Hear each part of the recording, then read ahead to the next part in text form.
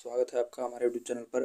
मैं आज से आप लोगों को रोज़ 15 से 20 डेली पेडागोजी के क्वेश्चंस करवाऊंगा, जो कि आपको सीटेट के लिए बहुत ही लाभदायक होगा, क्योंकि ये सारे क्वेश्चंस जो है ये सीटेट पे हर बार पूछे जाते हैं। तो मैंने सारे क्वेश्चन को कलेक्ट किया है, जिससे जो क्वेश्चन हर बार पूछे जाते हैं, अगर आप इन क्वेश्चन को सॉल्व करेंगे तो इनमें से कम 30 में से 15 क्वेश्चन आपको एक पेडागोजी के आसानी से हो जाएंगे, क्योंकि ये सारे फिक्स टाइप क्वेश्चन हैं जो हर साल पूछे जाते हैं।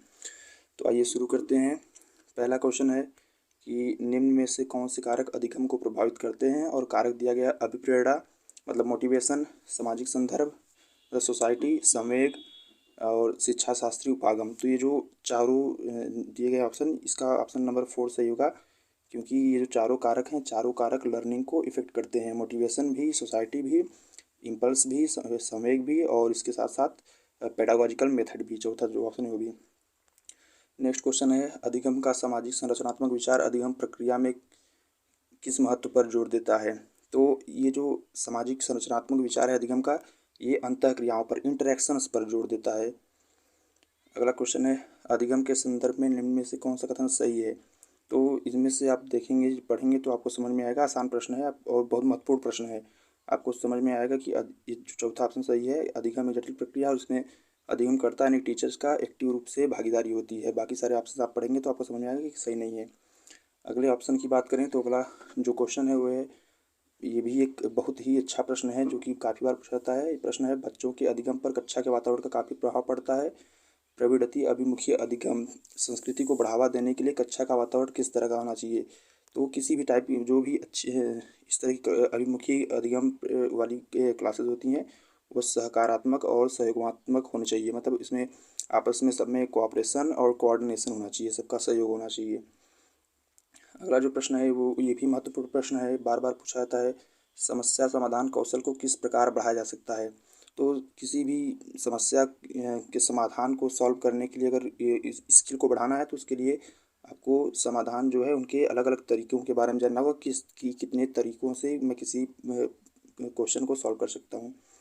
अगला जो प्रश्न है वो ये है कि बच्चे को अगर आप बार बार बोलेंगे कि वो पढ़ नहीं सकता, ये नहीं कर सकता, तो वो जाहिर सी बात है कि वो डिमोटिवेट होगा। तो इसलिए इसका पहला ऑप्शन सही हो जाएगा। ये भी आसान प्रश्न था।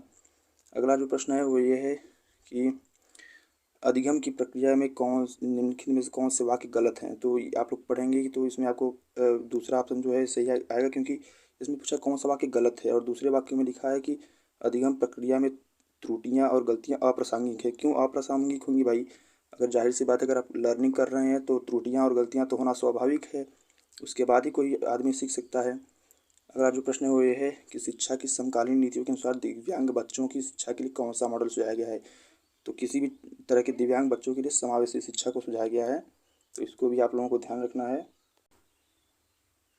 अगर नेक्स्ट प्रश्न की बात करें तो ये एक समावेशी कक्षा में सूचना को किस तरह से प्रस्तुत करना चाहिए।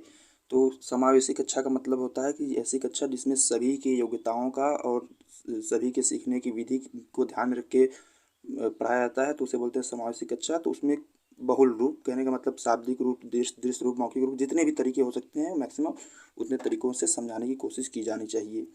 अगला जो प्रश्न है वो ये है कि गुणज वैकल्य डिस्कैलकुलिया, ये प्रश्न बहुत बार पूछाता है। डिस्कैलकुलिया ग्राफिया संबंधित प्रश्न, तो इसको तैयार करना है। तो इसका मतलब ये डिस्कैलकुलिया यानी गुणज वैकल्य, इसका मतलब होता है गणितीय संकल्पों के अधिगम में कठिनता। मतलब गणित को सीखने में कठिनता किसी छात्र को होती है तो उसको डिस्कैलकुलिया डिसऑर्डर होता है। तो ऐसे ही बाकी सारे प्रश्न भी हैं जिनका आंसर मैं टिक कर दे रहा हूँ, आप लोग इनको तैयार कर लीजिएगा। और अगर आप इनको एक्सप्लेन करने के लिए कहेंगे तो मैं एक्सप्लेन भी कर दूँगा। और